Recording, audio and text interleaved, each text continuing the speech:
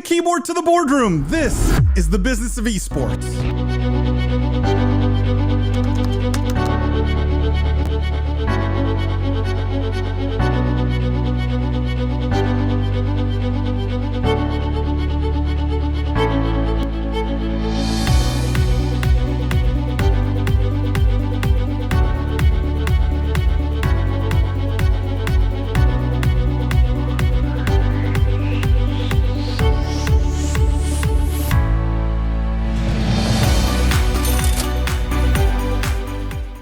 From the keyboard to the boardroom, this is the Business of Esports Podcast. I am Paul the Prophet Dawalibi. I'm joined today by my friend and co-host, the Honorable Judge Jimmy Baratta. For those of you who are new here, welcome to the official podcast of esports. What we do is we cover the most pressing gaming and esports topics and news of the week, but we look at all of it through a business and C-suite lens.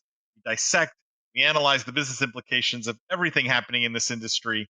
For our regular listeners, thank you guys for tuning in every week. Thank you for all the love, 5-star ratings and reviews. If you haven't yet, go leave a review on the podcast. I promise we read them all. We're humbled by them all.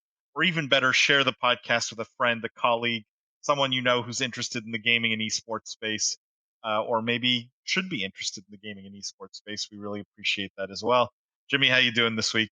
I'm happy to be back, Paul. I'm sorry I missed last week's episode, but it sounded like it went really great. If you guys haven't listened to it yet, we had Twitter on the show. We're discussing all of their quarterly reports on engagement, right, and chatting behavior. And thank you, shout out to Jeff the Juice Cohen for filling in for me. I'm sure he's not too pleased that I'm back in town and he had to give up the hot seat.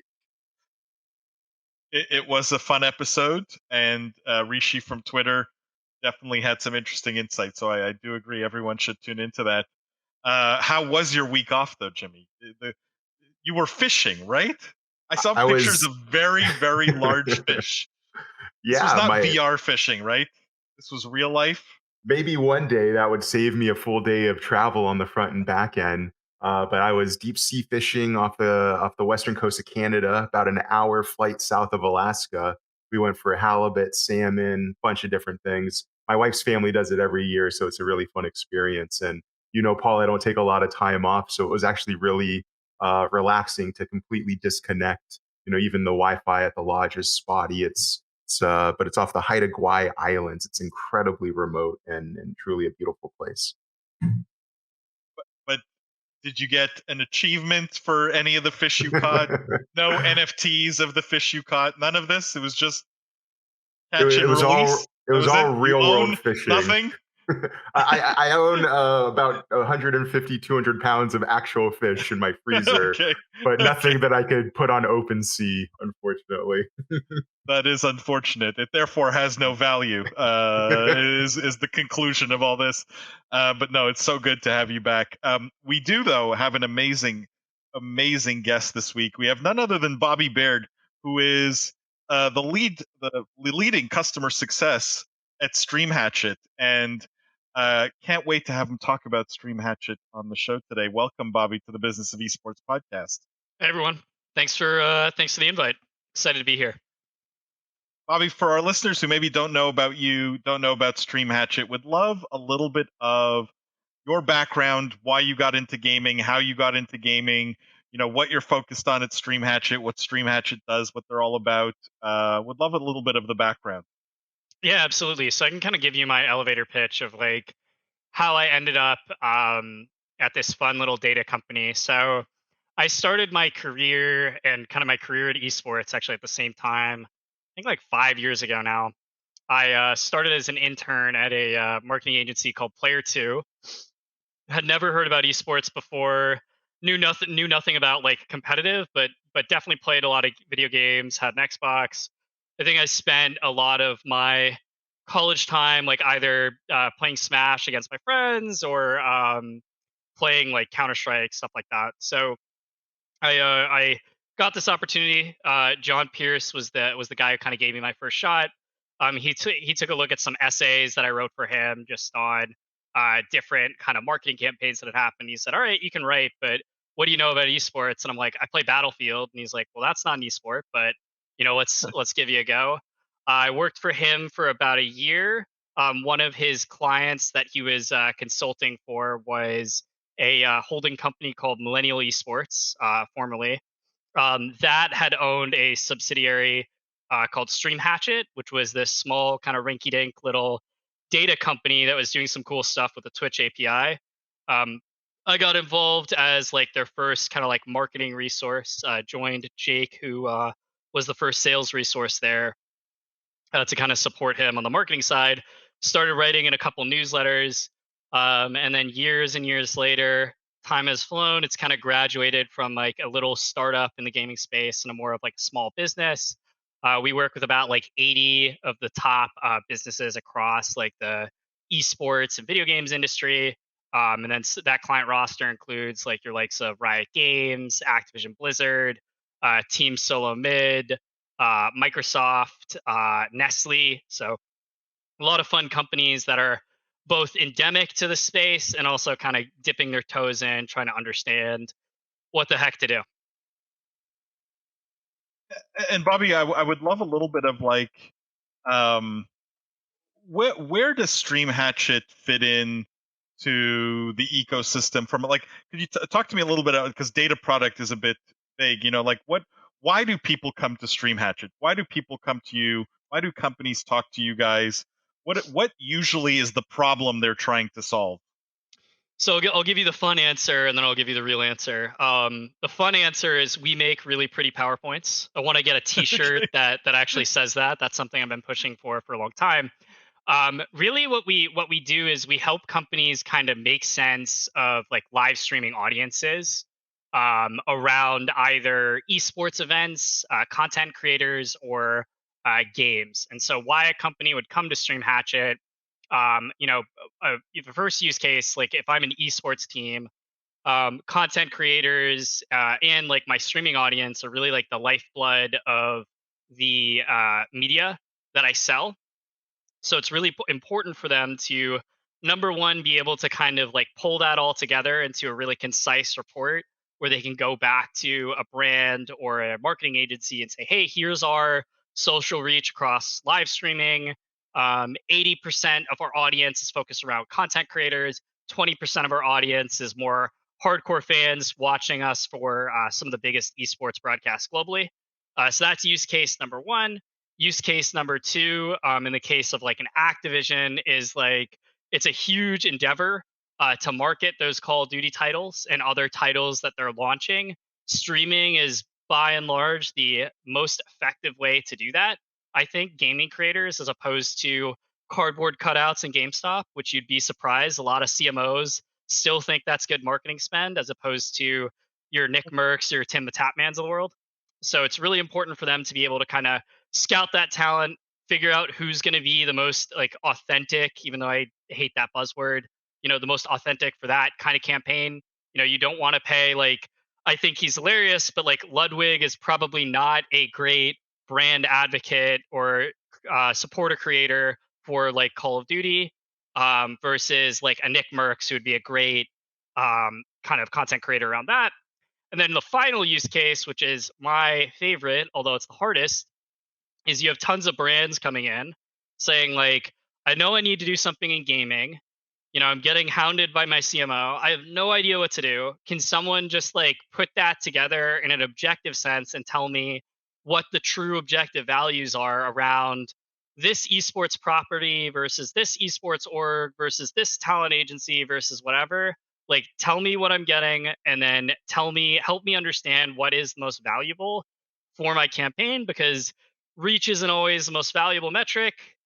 Sometimes it's engagement, sometimes it's hitting a certain type of fan, all of that. Sometimes it's just the overall messaging. So that's probably the hardest, but that kind of sums up in a nutshell like how we support various stakeholders with their kind of marketing efforts in gaming.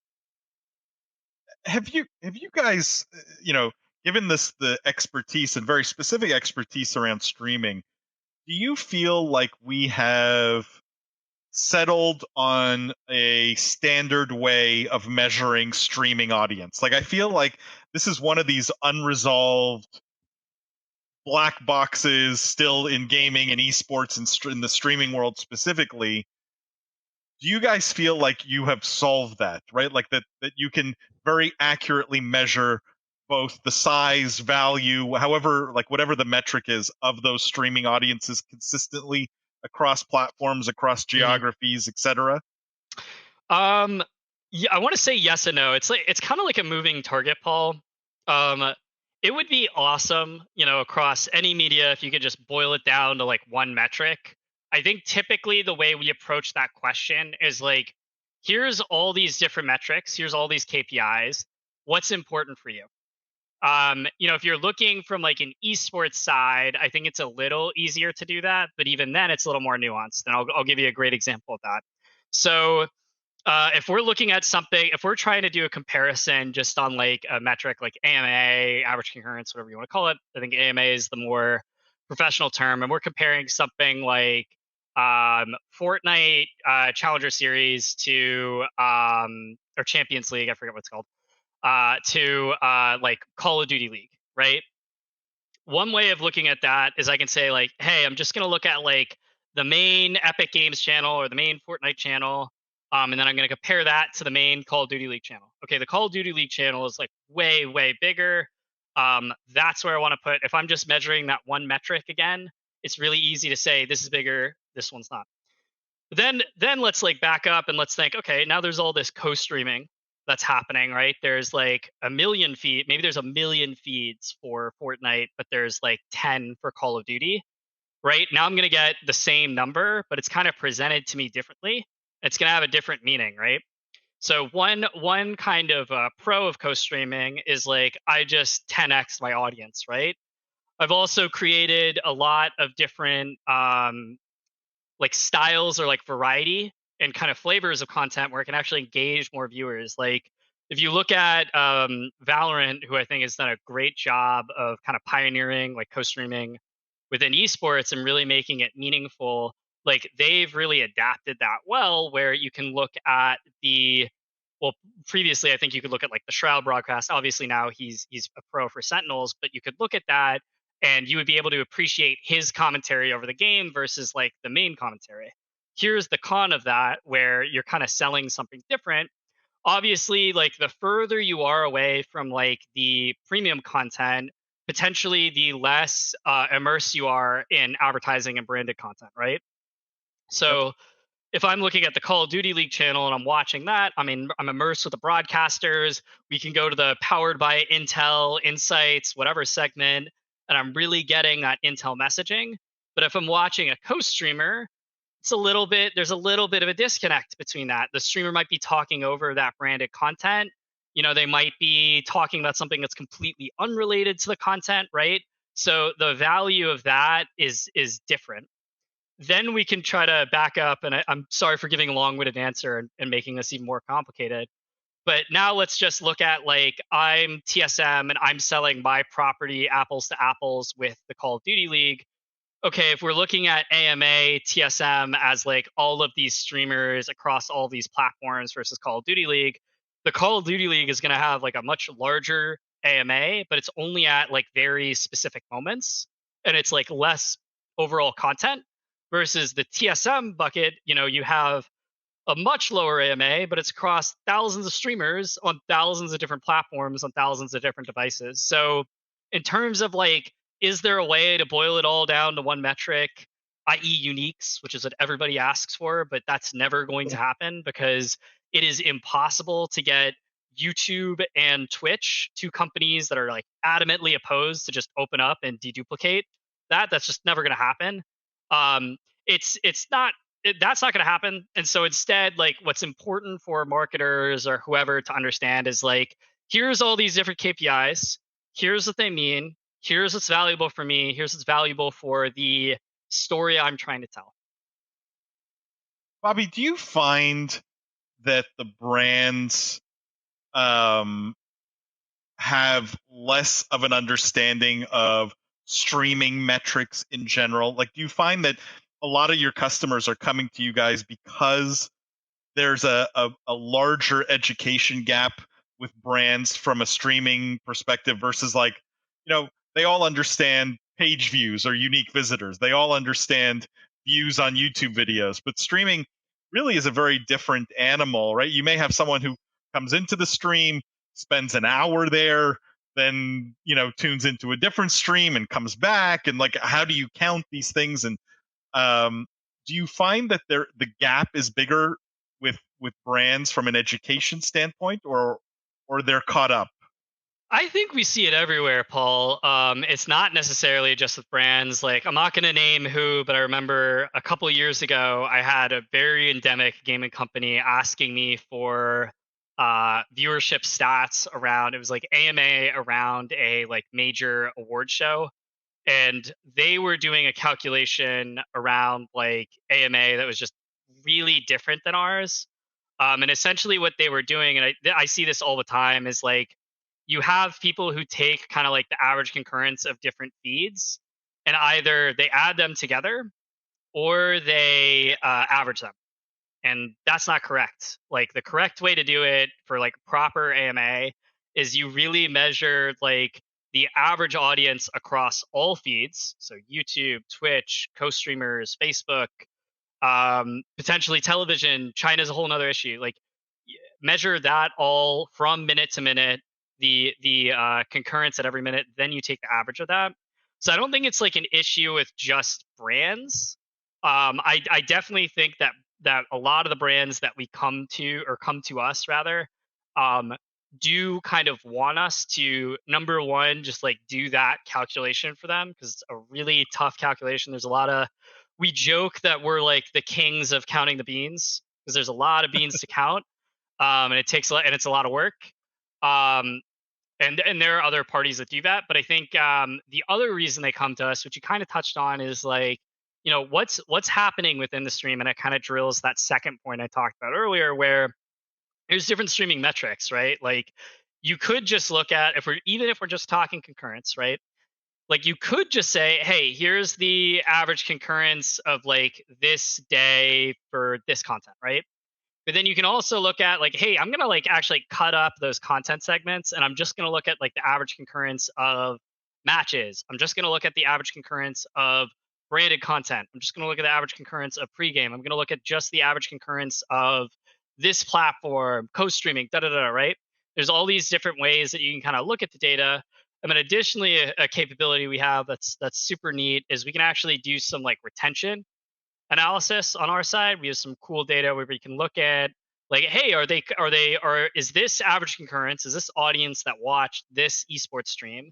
Did they watch it previously, or is this their first time here? How often do they come back? How much content do like my really hardcore fans who do come back watch? So I think in terms of like, are brands getting it, to kind of answer your question, like, they're getting better, and there are a lot of really smart people at brands, but just because you're endemic to gaming doesn't mean you're better at looking at this data. So Bobby, it sounds like, I mean, what we've covered so far have been a couple of different buckets here, right? From doing the legwork and compiling the data, presenting it in digestible ways, and then also still a large education factor where you have companies that even if you present them the data, there might be a misconception or a misunderstanding as to, again, like you said, why yours is appropriate and proper, or just updating, what have you, with how they've been evaluating and measuring and monitoring performance. Would love for you to talk about, if you're at liberty, a bit more about the clients that StreamHatchet has, some of the big names that you'd mentioned, as well as more vaguely, perhaps, what education or hurdles besides averaging concurrence across multiple distribution outlets. What are the other education factors, hurdles, or KPIs that you've noticed are being requested now? You'd mentioned, for example, engagement during branded content segments, right? Which I'm sure sponsors would love to know about. Curious because the insights that you guys provide are so actionable and also so targeted and specific. Would love to get a little bit more into the nuts and bolts of it. Yeah, definitely. So I'll kind of answer your question like two phases. So I think and I'll talk about a specific example. It was a couple years ago. I feel like it's two or three now. We helped a marketing agency do a campaign with I think it was Nick A30 and NASCAR, and we had the opportunity where I think the marketing agency, they had some questions for us, and we were kind of helping them understand different data points. But eventually, where we got to is we actually got to go on the phone and like present with them kind of jointly the findings of this campaign. It was a nice report on like what happened and what the streaming insights were. And this is like an older VP of marketing, whatever. Like he was new to gaming, he was new to streaming. Like this is all really new for him. The thing that stood out for me was he wanted to learn. It wasn't necessarily like put this into my box. Like certainly there are a lot of companies that are like streaming is too tricky because I can't put this into my little media buyer's box and I can't understand this. And like I'm good. I'm just going to keep buying ads where I'm used to buying ads. In this instance, he was like, I get this is different. Help me translate this. Okay, this is average audience 18 to 34. Okay, that's what peak concurrent viewers means. Okay, this is what hours watched means. Okay, so that's I think where it's been helpful is like number one, just trying our best to. It's not always going to be apples to apples, but find like apples to starfruit kind of thing, of new metric to old metric kind of thing, right? I think the second piece where there's a education isn't so much about like the data itself or understanding like concurrence or understanding this. It's like how do we do better? How do I optimize? How do I optimize? How do I optimize? One of our customers who I think I'm at liberty to talk about because they've come on podcasts with us before is Nestle Hot Pockets. Something that they remarked that was really exciting about what we were able to offer versus what kind of had pre-existed in terms of measurement and kind of the old media world was like we're so quick with the turnaround. Like you can look at the data the second it's created versus like, hey, can you build a report on my campaign? Okay, I'll see you in 6 months. Right? Like this was just quick. We were able to answer them. I think we were answering them same day in some cases. But also we were able to answer them every week. They can go into our dashboard, pull some reports themselves.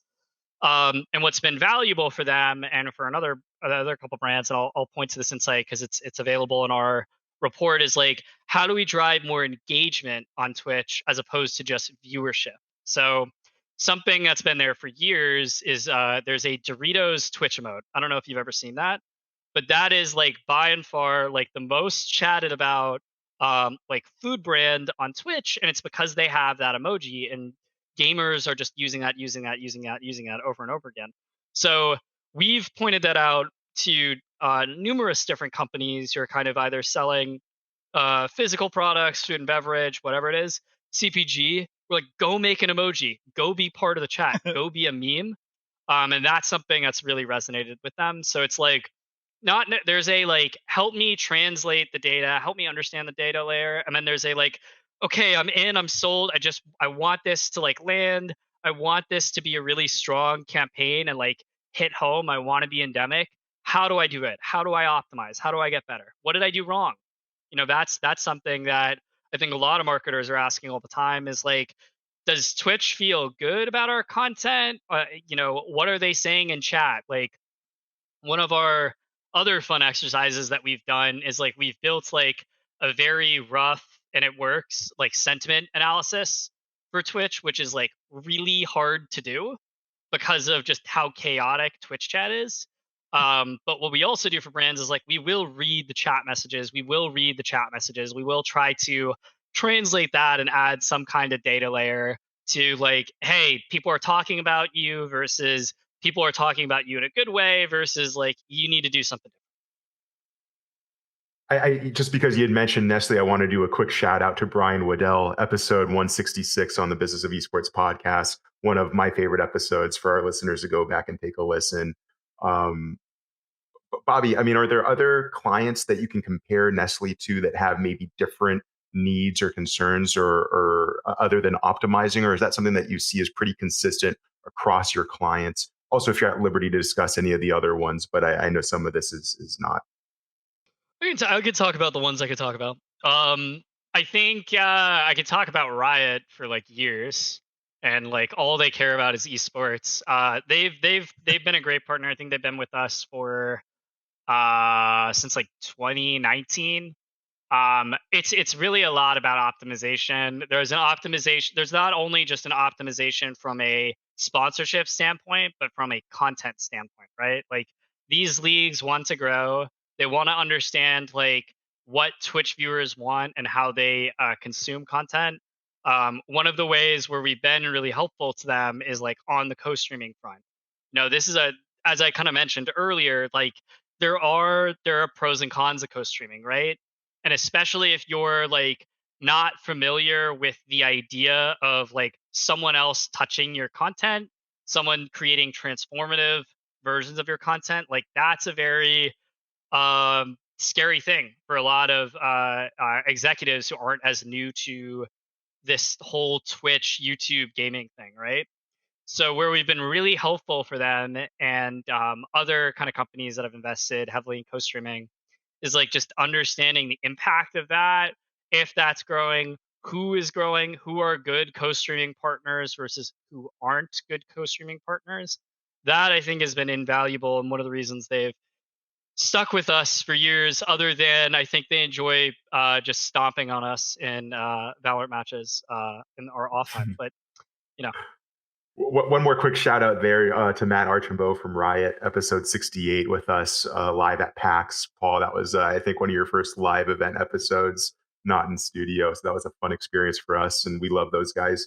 Bobby, I mean, you've mentioned Riot, you've mentioned Nestle. Are there smaller clients that you guys service, startups, teams, or are they all just massive? I know you guys go toe to toe with Nielsen daily. So would love to just get one more question in rounding out, I think, not just your services, but the types of clients that you service and the different needs that they have, from developers, publishers to, obviously brands to, yeah, what would be the next bucket there?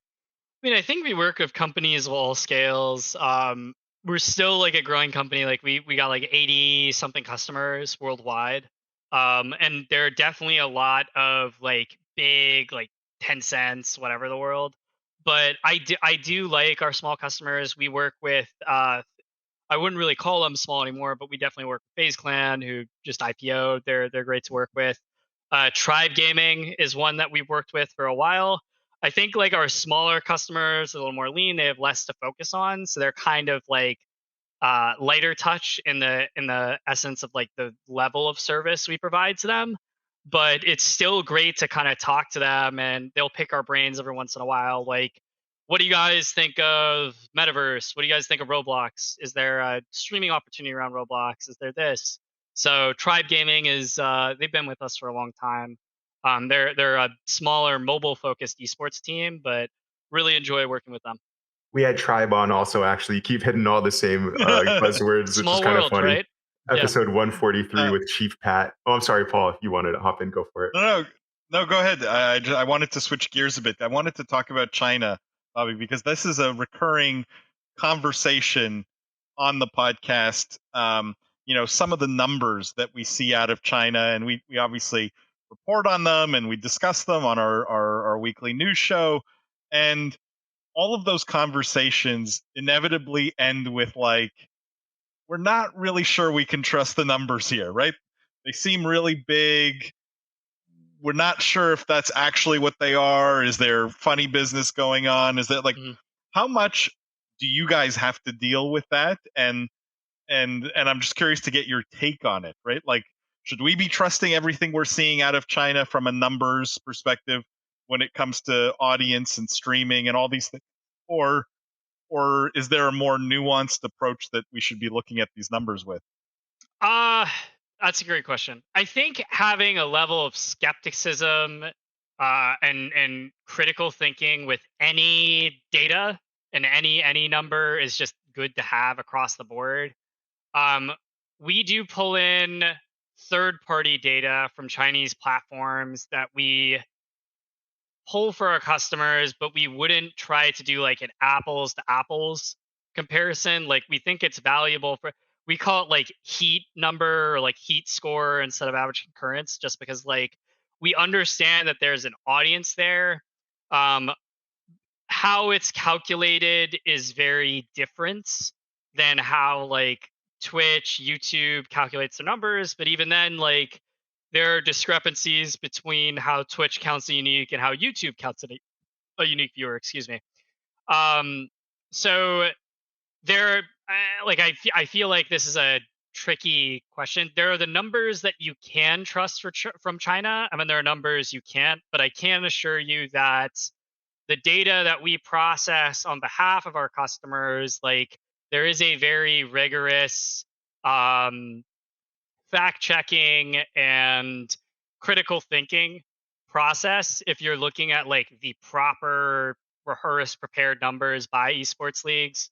I think like if Activision is going to come out and put out a like press release about our AMA around the world was this for Overwatch League, like we do have some touch into numbers like that, and so those I trust a little bit more. But if it's like collected by a third party, like if we were to put out a post about China data tomorrow, I would not feel comfortable like saying like this is the Chinese audience versus the Twitch audience. I think we could do like here are the top channels on the Chinese platforms kind of thing. I know I'm sorry. I wish I could answer your question. Everyone's been asking this forever, but the Chinese like business market is very different, and I think how they look at advertising and media buying and all that stuff is just really different than the way we look at it in the West. And so I think it's hard for us to say like here's the audience in China versus here's the audience in the West kind of thing. So, would you say that the legwork of compiling the data is equally difficult as educating or using that data with regard to China? I'd say so. Luckily, we don't have to do as much.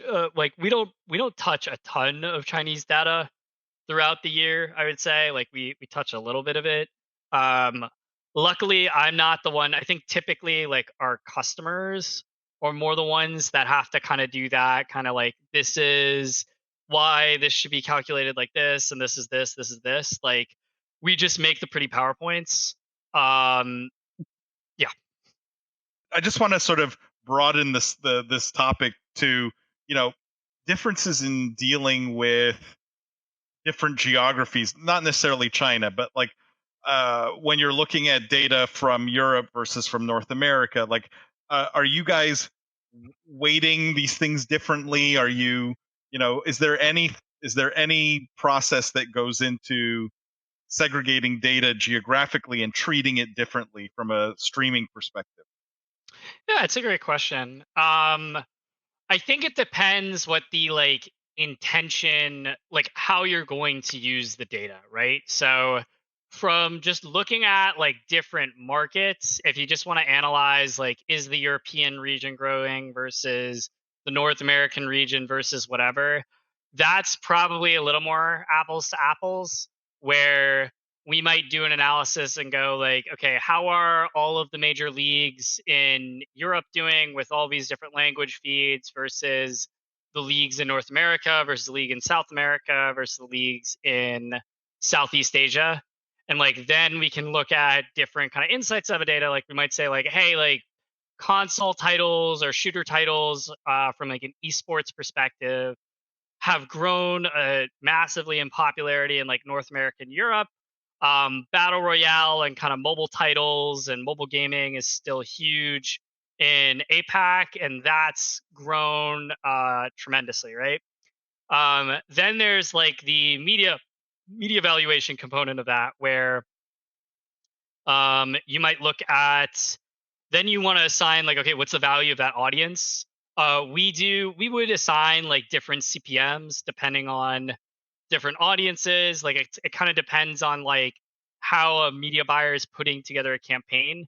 So it's like yes and no, you know what I mean? Like I would say something like Ibai, who's this huge streamer in Spain who's kind of like taken over the world, who's on TV a couple months ago with like Lionel Messi and Shakira, right? He's like one of the biggest streamers on Twitch. Unfortunately, he probably has a lower CPM than a Shroud, who's in North America, appeals to a North American audience.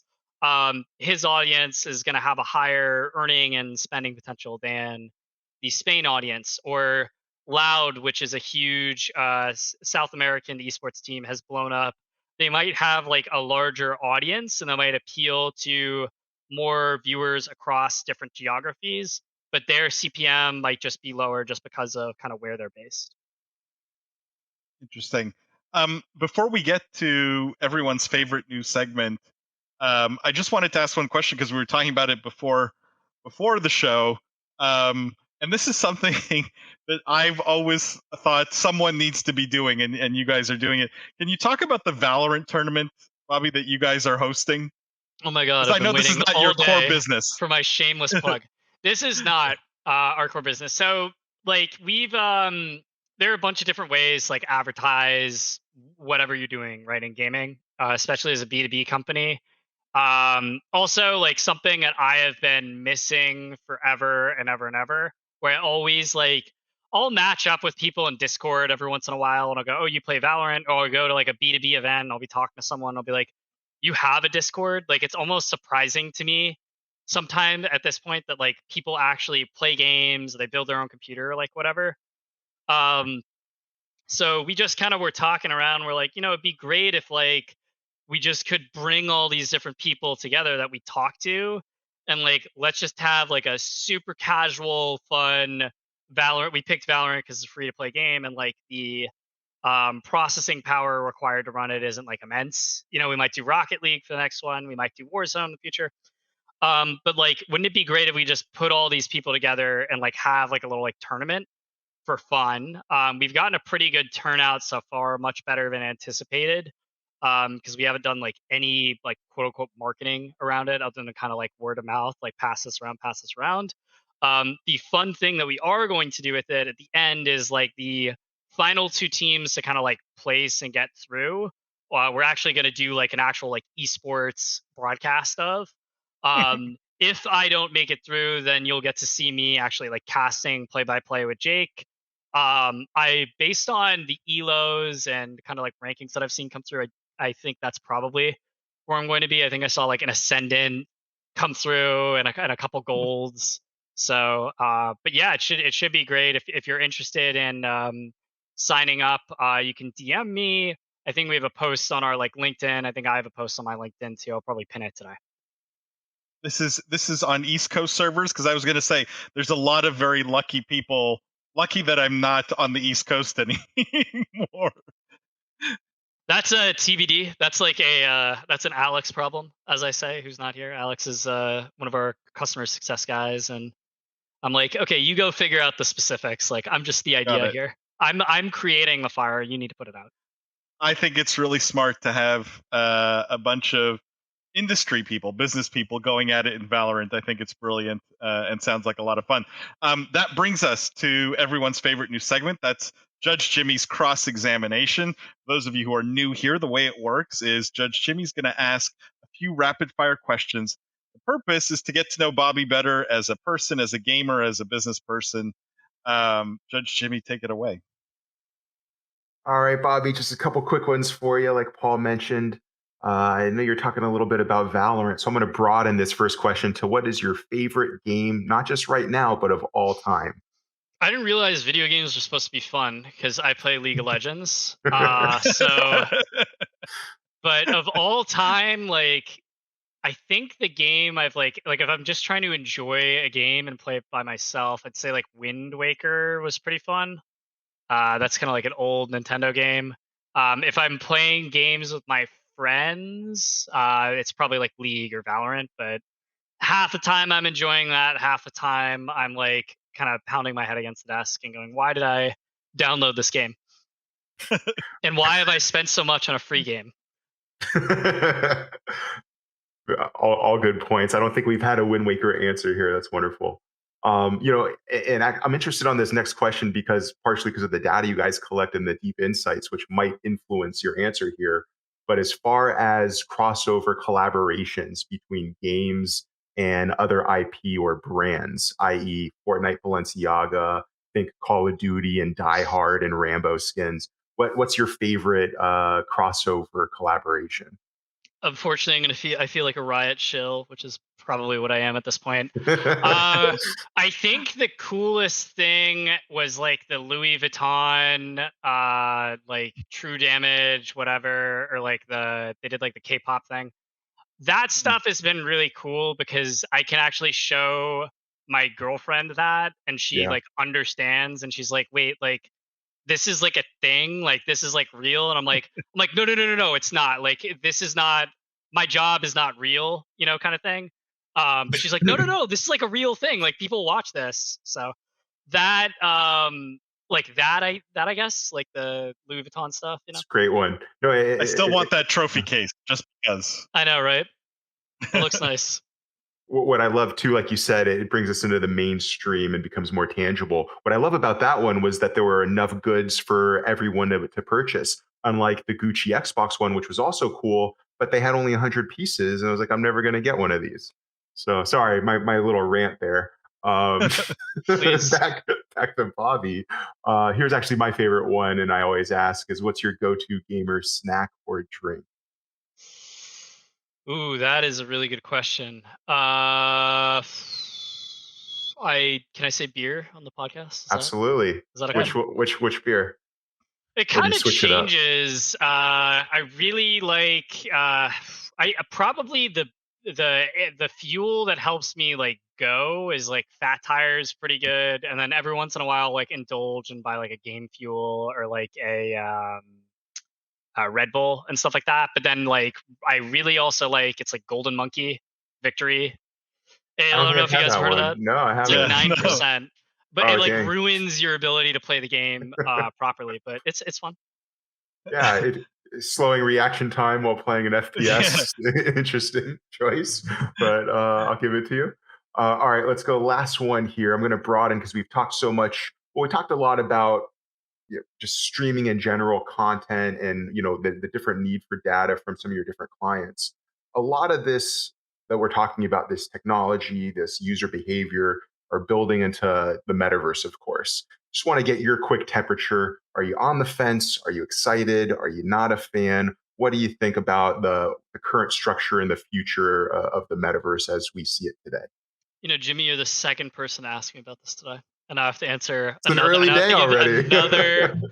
We have a Oh, joke at. I'll give my opinion in a second. We have a joke at the company that anytime anyone mentions Web3, blockchain, crypto, or metaverse, Alex gets to leave 30 minutes early from work, and that's a joke. Wow.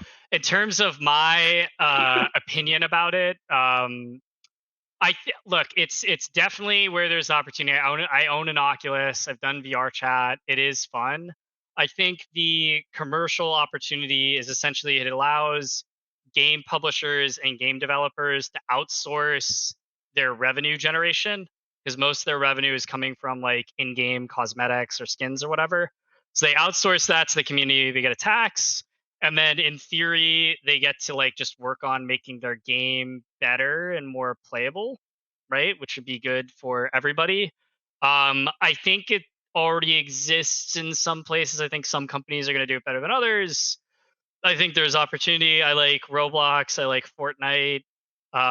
Those are probably like my two favorite. I'm like less bullish on Decentraland or Sandbox, but I actually have not downloaded or played either. I don't think we've had an answer quite like that. I know that if we were to leave early every time metaverse was mentioned at holodeck in We this would company, never work. it would We would never never work. work. But Oh my these are God. great answers, Bobby. That's all I got for you. Back to you, Paul. But thank you, Bobby. Bobby, first of all, thank you so much for being on the show. For people who want to follow you, follow StreamHatchet, find you, find StreamHatchet, like where can you be followed or found, or where can people find out more about what you guys are doing? If you want to follow me professionally, you can look for me on like LinkedIn. Just Bobby Baird. I should pop up. If you want like a like less like clean quote unquote version of me professionally, I'm on Twitter at Barely Baird. And then StreamHatchet. We're active on Twitter. We're active on LinkedIn. I think we had a TikTok for a minute that might still be going, and that's just StreamHatchet. We are a verified account. That was a fun little thing that we got to do 2 years ago. Very cool. I really love what you guys are doing, and I think it's such a great story, and so necessary, right, for the industry. I think you can't have a black box forever. You need people to make sense of the data, and I think you guys are doing such a great job of it. So Thank you so much for being on the show. Jimmy, thank you as always. For our listeners, just a bit of housekeeping, guys. Don't forget, every Wednesday, 2:30 p.m. Eastern Time, we do a live stream. We cover all the news from the last week. It's a bigger cast. It's a lot of fun. We get to do it live with you guys. So make sure to show up for that. We broadcast everywhere you get our content. So on YouTube, on LinkedIn, on Facebook, on Twitter, literally everywhere. You can find that live stream Wednesdays at 2:30 p.m. Eastern Time. Also, don't forget, share the podcast with a friend. Leave that review. We really appreciate it. Follow us on all the socials, Business of Esports everywhere. And don't forget the most important thing, guys. The future is fun. We'll see you next week.